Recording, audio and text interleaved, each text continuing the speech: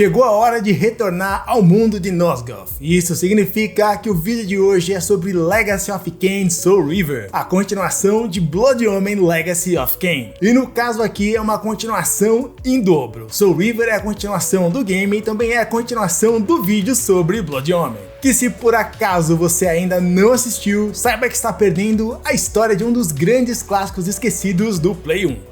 No desenrolar desse vídeo eu vou falar apenas o suficiente sobre Blood Omen para você não ficar desorientado no que está acontecendo. Mas se você quiser penetrar fundo em Nosgoth, assista o primeiro vídeo antes, combinado? E antes de encerrar a introdução desse vídeo, algo me diz que você deve gostar de fazer uma grana, especialmente se for sem fazer força. Então fique atento, porque quando eu for falar sobre o patrocinador do vídeo de hoje, eu duvido que você não goste. Então se prepare, porque se o mundo de Nosgoth já era complexo no primeiro game, em Soul Reaver ele fica muito mais cabeludo, pensa nível Chewbacca. Mas não tem problema, porque esse assunto será devidamente depilado a laser no vídeo de hoje, e vai ser agora, só vem! E aí topzeiros, tudo bem com vocês? Eu espero que sim, eu sou o Ed e sejam bem-vindos a mais um vídeo. Se você caiu de um abismo por aqui, você caiu no Pet Start, onde videogame é uma das melhores coisas da vida, então tamo junto e vambora!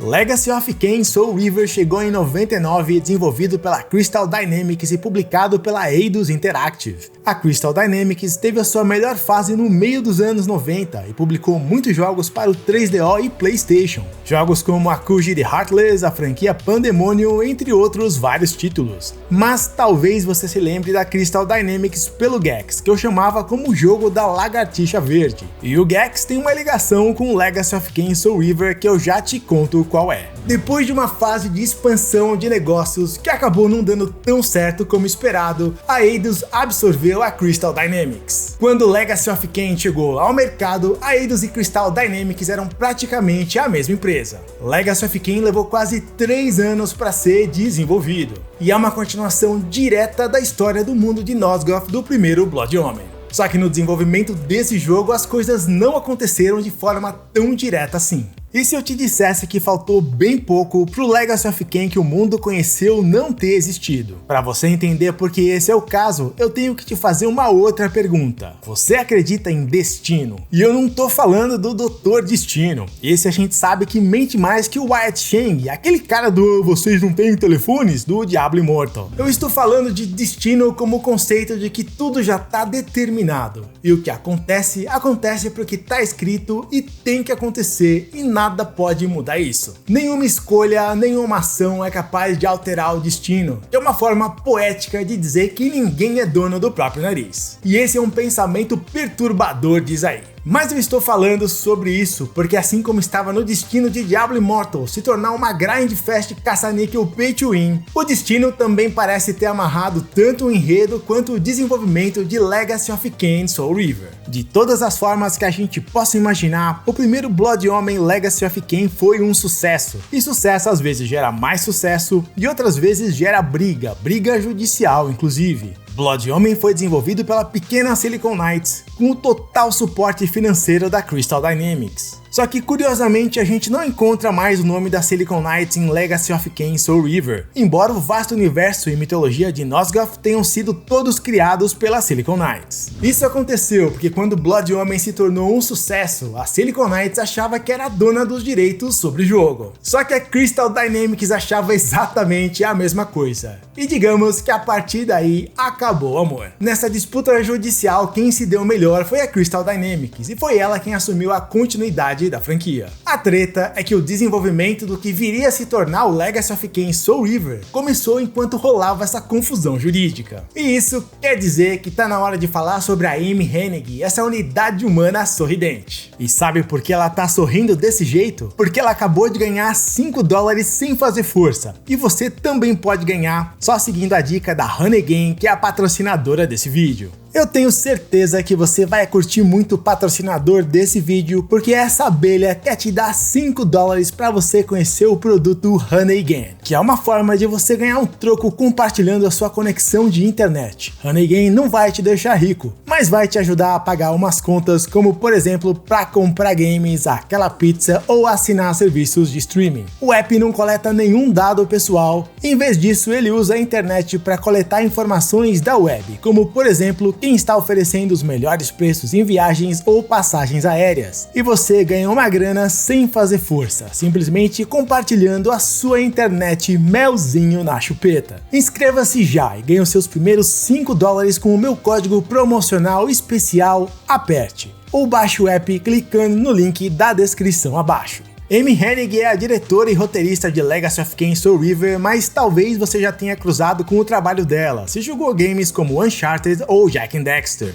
Hoje a Amy é uma profissional do mundo dos games consagrada e com uma longa e extremamente bem-sucedida carreira, com passagens pela Sony e pela EA. Mas quando ela chegou na Crystal Dynamics em 96, ela ainda estava no comecinho da sua jornada e tinha apenas 3 games na bagagem. O Electrocop no portátil Lynx da Atari, o Desert Strike Return to the Gulf e o hilário Michael Jordan Chaos in the Wind City, que eu acho que terei que fazer vídeo a respeito um dia desses. Quando a gente olha para Legacy of Kain Soul River e os jogos que a Amy tinha trabalhado até então, a gente percebe claramente como a Amy evoluiu ao longo dos anos. Só que ainda assim, mesmo com toda essa evolução, Legacy of Kain foi um projeto muitas vezes maior e mais complexo do que tudo que ela havia feito até aquele momento. No entanto, quando ela começou a trabalhar no game, o projeto não tinha nada a ver com Blood Omen, tipo 0%. O game que a Amy começou a desenvolver em 97 era uma propriedade intelectual completamente nova chamada Shifter. E a primeira pista sobre o enredo do game tá logo no nome. Você sabe a tecla Shift que tem praticamente todo o teclado?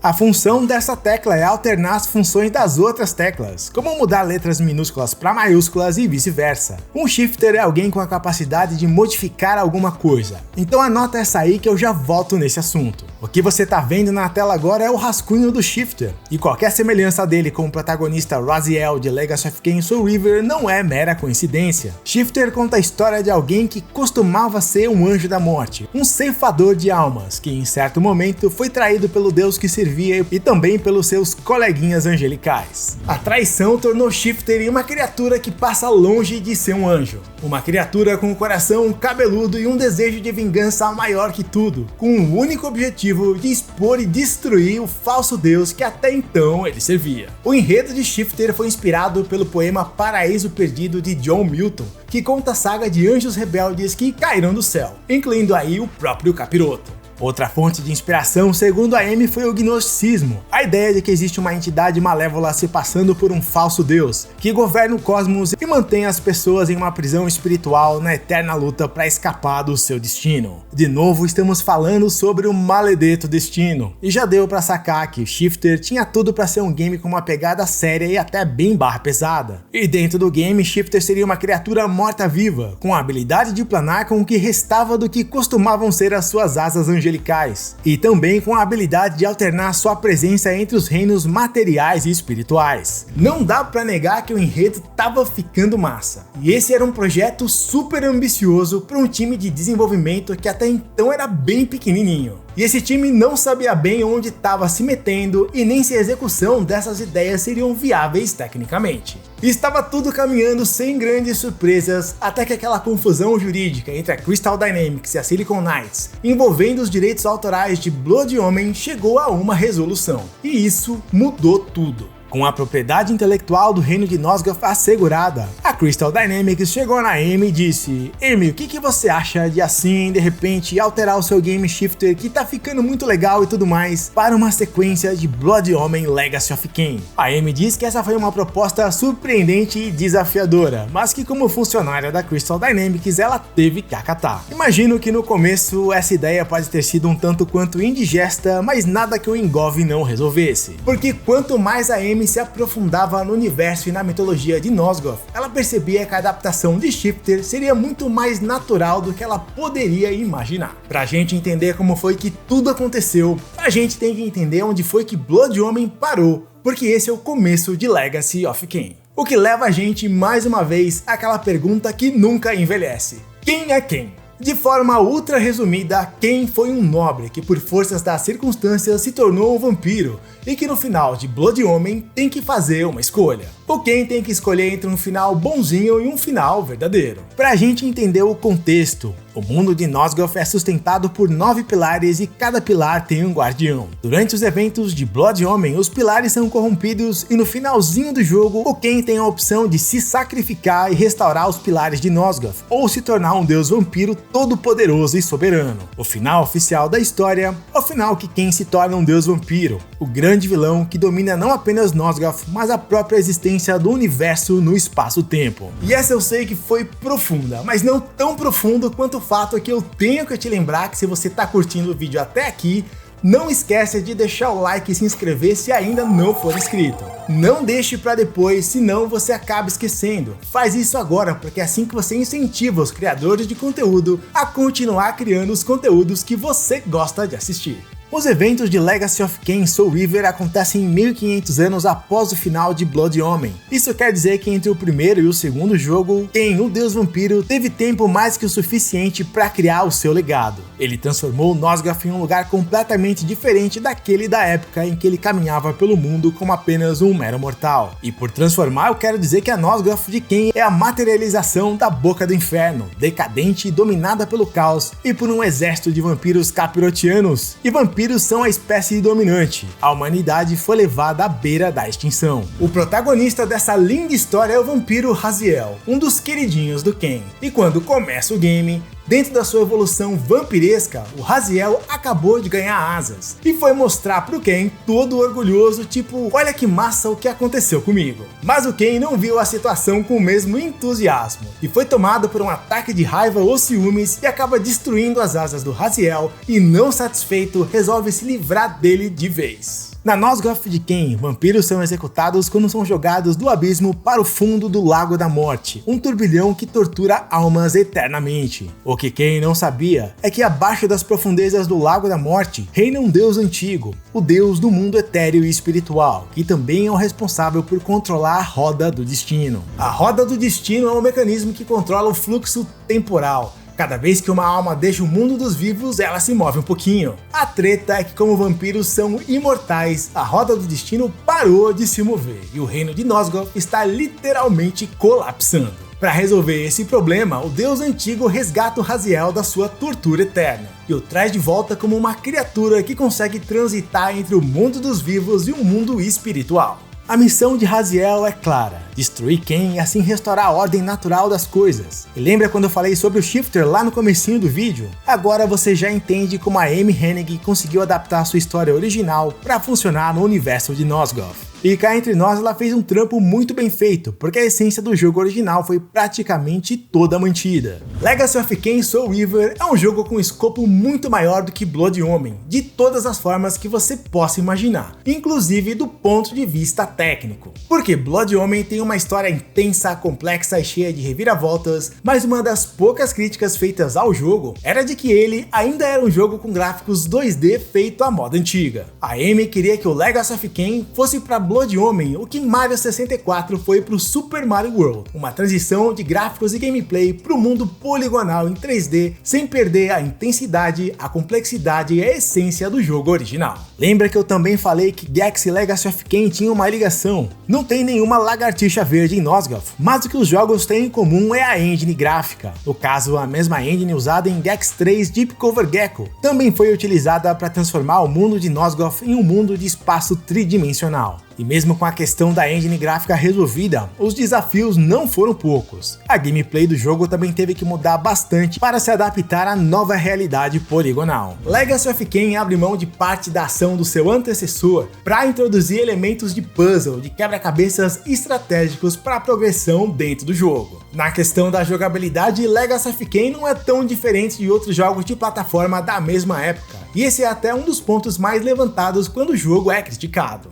Eu tô falando da repetição da fórmula de encontrar uma área fechada, em seguida enfrentar um boss que convenientemente vai dar uma habilidade especial para acessar áreas anteriormente inacessíveis. Um dos destaques técnicos do game é a mecânica de alternar entre o mundo espiritual e o mundo material. A primeira ideia era ter mundos completamente diferentes rodando em paralelo, o que provou ser inviável levando em conta a memória gráfica limitada do PlayStation. Então a solução veio do uso inteligente da distorção das geometrias dos cenários e também do uso de cores e iluminação. O resultado é que o mundo espiritual surge como uma versão distorcida do mundo material, ao invés de algo completamente diferente, o que acabou casando muito bem com a atmosfera sinistra do jogo. E os cenários distintos foi uma coisa. Outro grande desafio técnico foi criar as interações e mecânicas entre os dois mundos. O Raziel renascido não é mais exatamente um vampiro, agora ele se alimenta de almas que encontra pelo caminho no lugar do sangue. A Soul Reaver, a poderosa espada de lâminas onduladas utilizada por Ken no primeiro jogo,